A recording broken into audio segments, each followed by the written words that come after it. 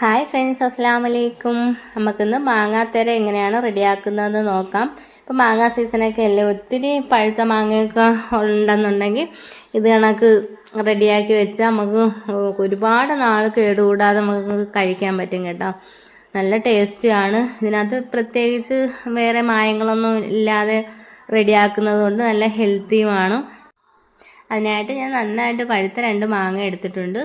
മാങ്ങ തൊലിയൊക്കെ കളഞ്ഞ് കട്ട് ചെയ്ത് ഒരു ബൗളിലേക്ക് ഇടുന്നുണ്ട് കേട്ടോ. ഞാൻ എല്ലാം അത് കണക്കാക്കി എടുക്കുന്നുണ്ട്. അത്യാവശ്യം നല്ല പഴുത്തിട്ടുള്ളതുകൊണ്ട് അതുപോലെ തന്നെ നല്ല മധുരമുള്ള മാങ്ങയാണ്. അതൊരു മിക്സിയുടെ ജാറിലേക്ക് ഇട്ട് കൊടുക്കാം. എന്നിട്ട് ഒന്ന് അടിച്ചെടുക്കാം കേട്ടോ. നല്ല ക്രീമിയായിട്ട് ഞാൻ അരച്ചെടുത്തിട്ടുണ്ട്. ഒരു നോൺ സ്റ്റിക്ക് പാനിലേക്ക് ഒഴിച്ചു കൊടുക്കാം.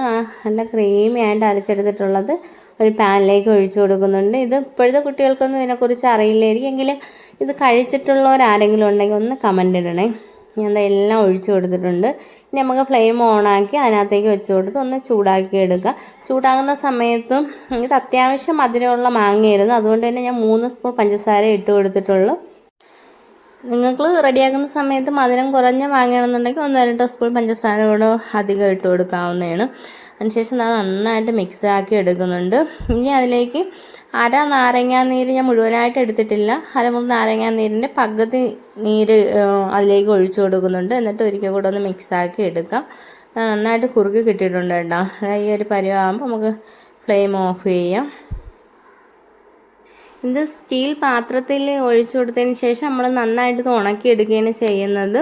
അതിനായിട്ട് ഞാൻ 2 പ്ലേറ്റ് എടുത്തിട്ടുണ്ട്. അതിലേക്ക് കുറച്ച് സൺഫ്ലവർ ഓയിൽ തേച്ച് കൊടുത്തിട്ടുണ്ട്.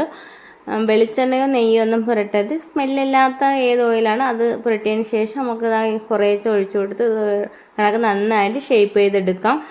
മുത്തശ്ശിമാർ ട്രഡീഷണലായിട്ട് ഇത് പറമ്പിലൊക്കെ ഉരച്ച് ചെയ്തുകൊണ്ടിരുന്ന ഒരു റെസിപ്പിയാണ് കേട്ടോ. ഇതിപ്പോൾ ന്യൂ ജനറേഷൻ ആയപ്പോൾ ഇങ്ങനെയാണ് നമ്മൾ പ്ലേറ്റിലൊക്കെ വെച്ച് ഉണക്കിയിട്ടാണ് എടുക്കുന്നത്.